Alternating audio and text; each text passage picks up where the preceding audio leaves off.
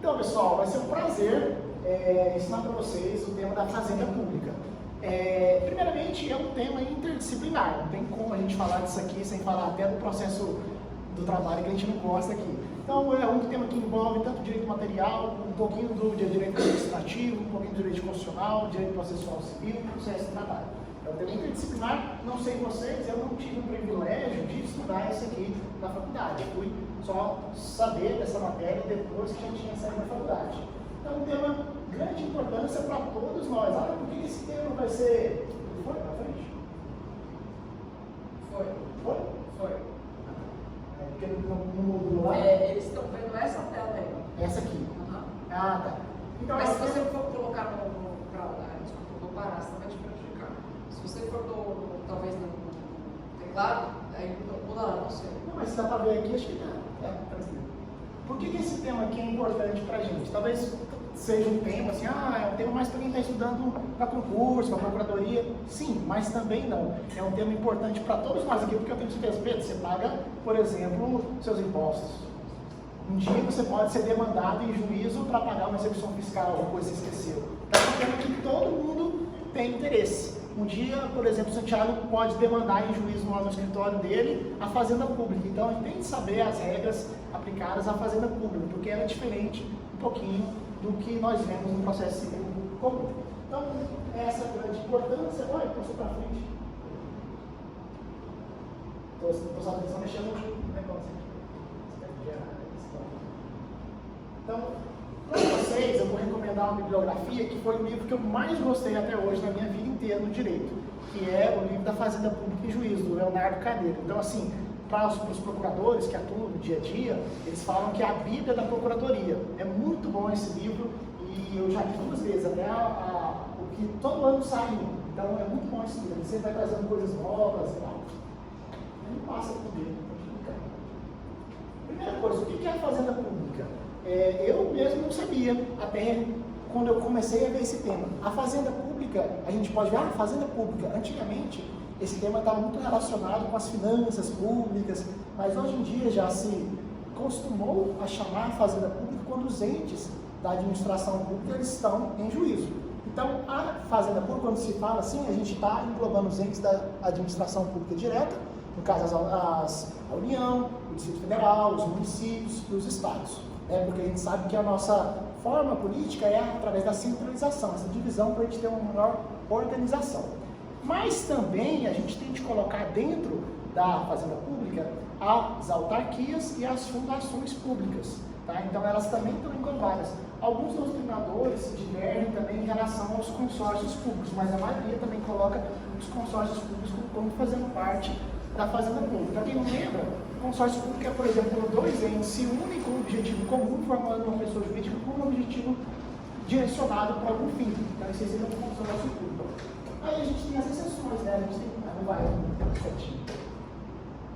A gente tem as exceções. Não está dentro do conceito de fazenda pública as sociedades de economia mista e as empresas públicas. Elas não estão dentro desse conceito. Então, quando elas estão em juízo, acontece que elas vão seguir as mesmas regras do direito privado, né? Não seguir as regras do direito público. Mas como a toda exceção, a gente tem a exceção da exceção.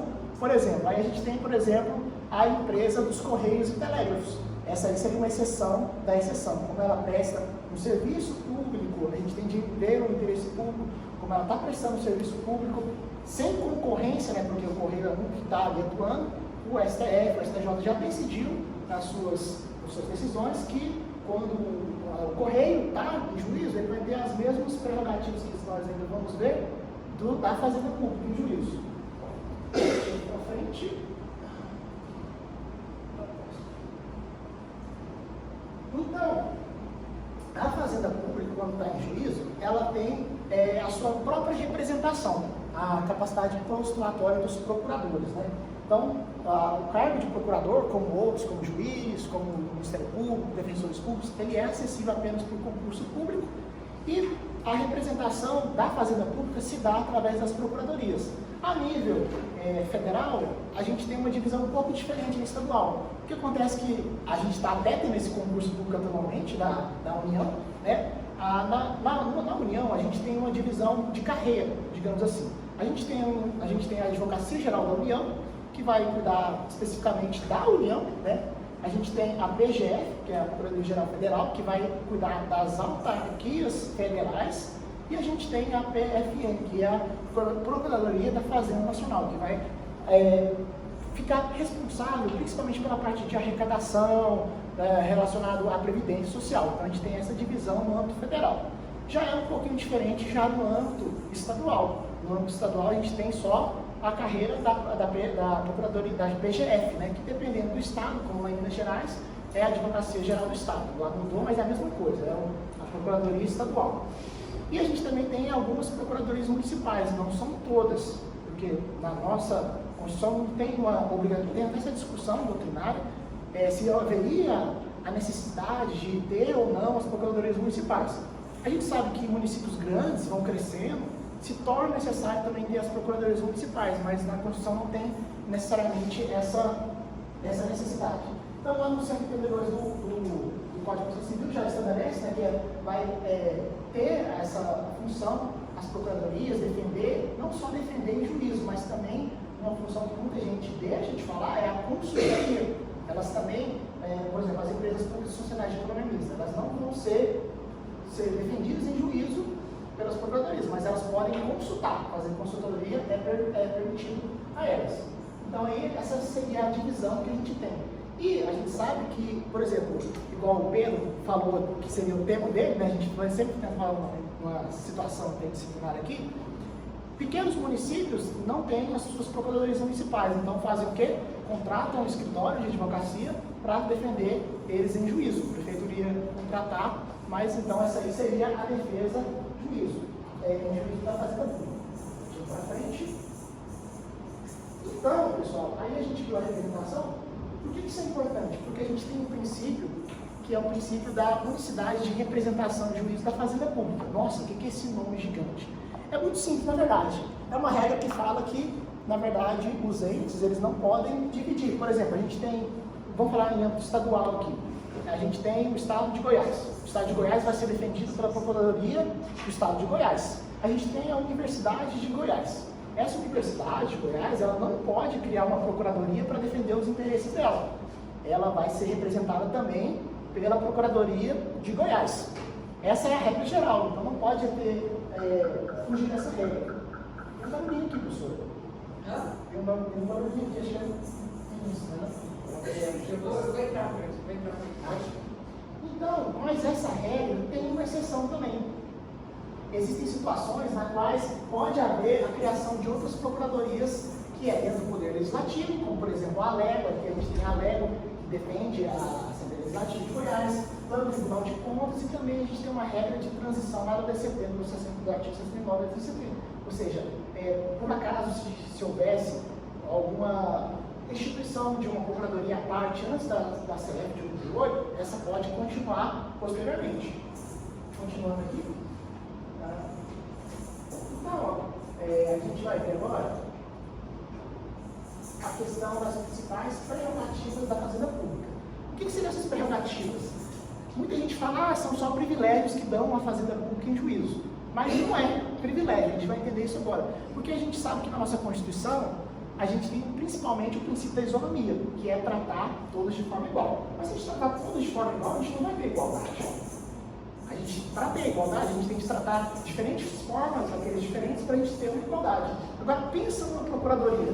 Quantas demandas elas recebem por dia, por mês? Por mais procuradores que tenham lá, não é o suficiente o número de trabalhadores. Eu sei que muitos estão aqui no tribunal, sabem o tanto de demanda que tem, então vocês sabem que não é uma vida fácil, os procuradores também não. Daí a gente tem as prerrogativas da Fazenda Pública, que são regras processuais diferentes para a gente ter esse equilíbrio. Por quê?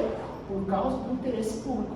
O interesse público sempre está aí prevalente. A disponibilidade do interesse público acima do interesse privado. Então aí, por exemplo, a regra mais fácil de a gente ver isso na prática.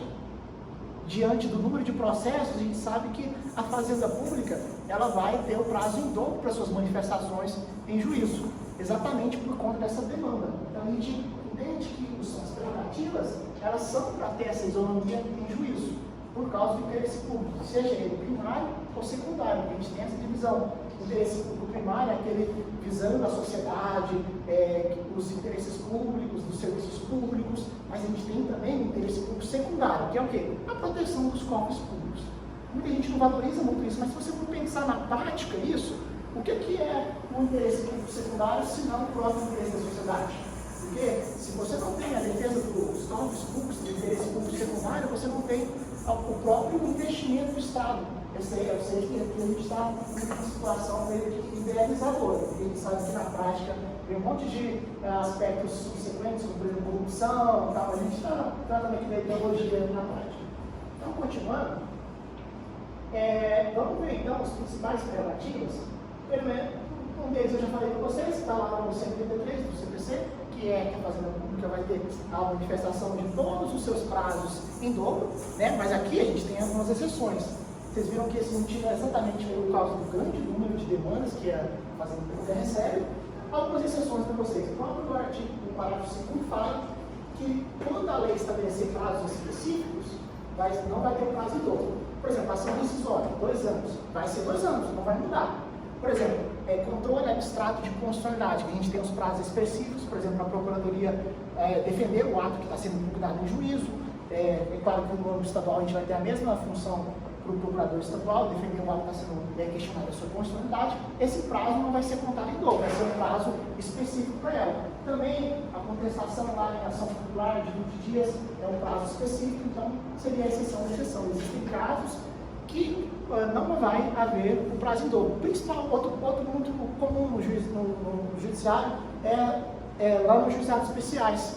Os juizados especiais, por causa do quê? Por causa do princípio da celeridade processual, a gente sabe que tem que ser tudo mais rápido, né, porque isso aí não pode demorar muito. Lá os prazos e manifestações da Fazenda Pública não são em dobro também. Então, tomar cuidado aí com as exceções, das exceções. Continuando, outra prerrogativa é a intimação pessoal. Aqui a gente tem hoje o Amélio, né? O Amélio que é oficial de justiça, ele sabe muito bem como é isso, a intimação pessoal. A gente teve uma lei em 2021 que mudou a intimação, sendo a regra pessoal. A nossa intimação passou a ser principalmente, preferencialmente por meio eletrônico. E essa intimação por meio eletrônico não funciona para a Fazenda Pública. Para a Fazenda Pública, essa intimação tem que ser através do oficial de justiça. E a nossa própria legislação, lá no artigo 183, parágrafo 1º, ela fala qual é a forma que se dá a intimação pessoal.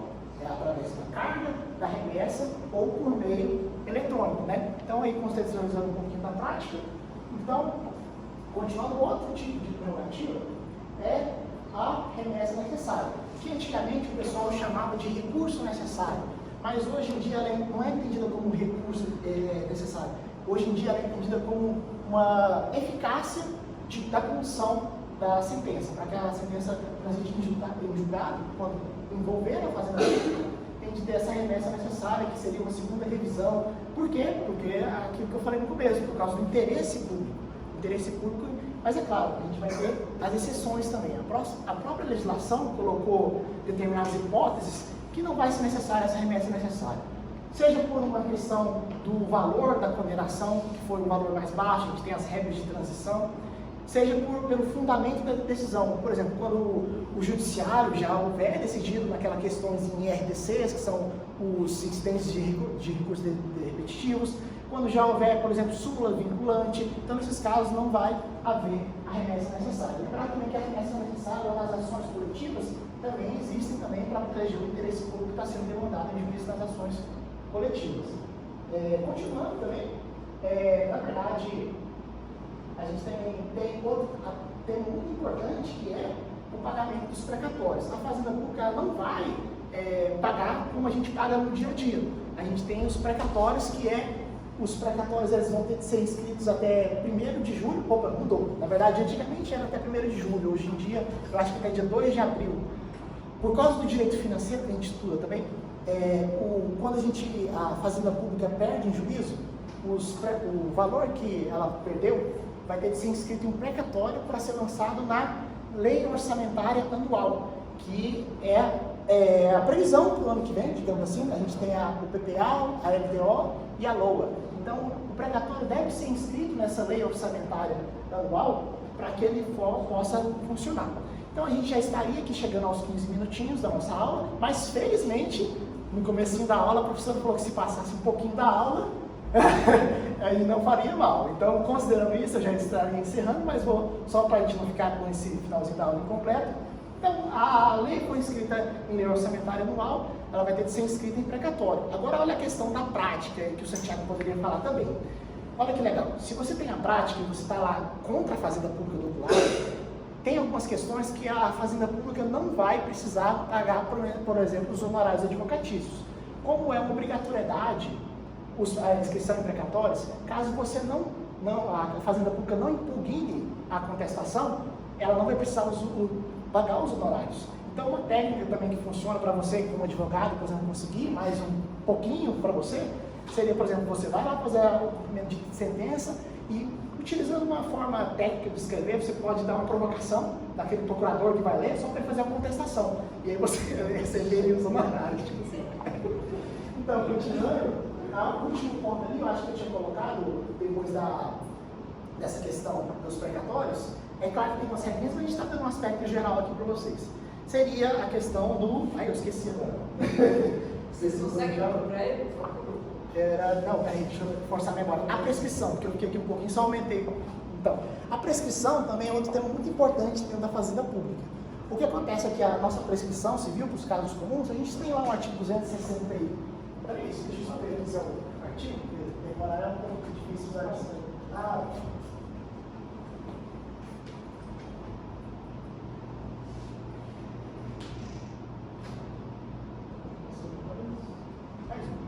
Mais um.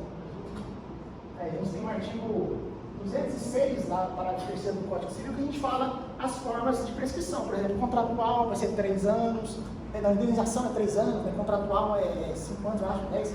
Enfim, para a Fazenda Pública, a gente tem uma prescrição específica, que é lá do Decreto-Lei 20.910, que é um decreto que trata especificamente da prescrição da Fazenda Pública. Então, por exemplo, você sofreu um acidente de trânsito lá com a polícia, né? A polícia, a gente sabe que a gente tem a questão que a responsabilidade objetiva pelos agentes públicos, no caso dos agentes da polícia. Então, você tem o direito de entrar contra o Estado.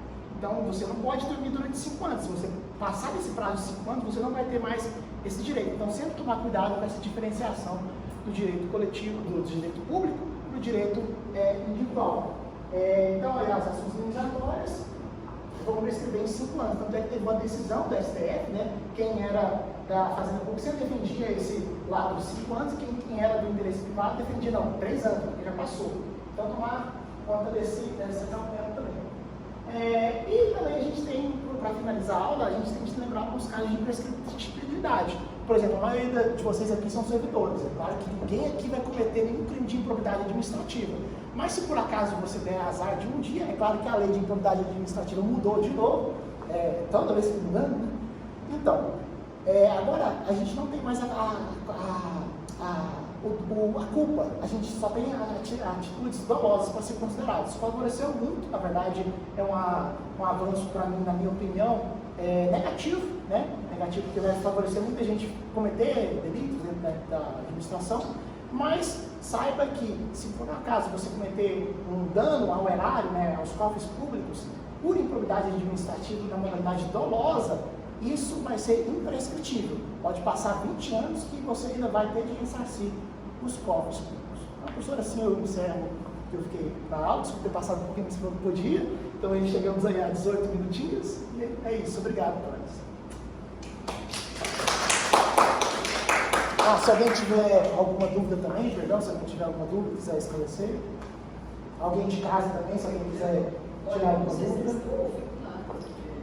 Eu mandei mensagem aí no chat, perguntei se eles estavam vendo ou ouvindo, ninguém respondeu, eu achei que estavam, né? Aí agora a gente não escuta eles, a gente Tá bom. Não, eu achei que era negócio. Vocês estavam vendo também? Parecia que sim. Também, os slides, tudo certinho. Deu para ver tudo. Que bom, eu fiquei preocupada se vocês não estavam vendo, porque eu entrei pelo celular para ir acompanhando aqui. E para mim aqui não aparecia a imagem dele. Eu falei, pronto, eles não estão do jogo, por isso que eu perguntei. Mas É porque na minha tela, no caso, dá pra ver o chat, aí por isso eu não tava vendo a senhora falar. não, então tá bom. Eu também não reparei no chat, não, fica diminuído, tá maior. Não, então ótimo. Os novos colegas também que quiserem rever esse tema, estou gravando, vou estar colocando lá no meu Instagram, para quem quiser acessar, lá, doutor faz de tudo, tá lá para vocês. Chegou ano passado ao vivo, sabe aquele jogo? Está Ah, boa, essa é uma boa ideia. Está ao vivo, né? Todo mundo interagindo, você só interagia. Muito bom. Alguém quer aproveitar e fazer uma pergunta sobre o conteúdo da aula? Vamos falar sobre a aula.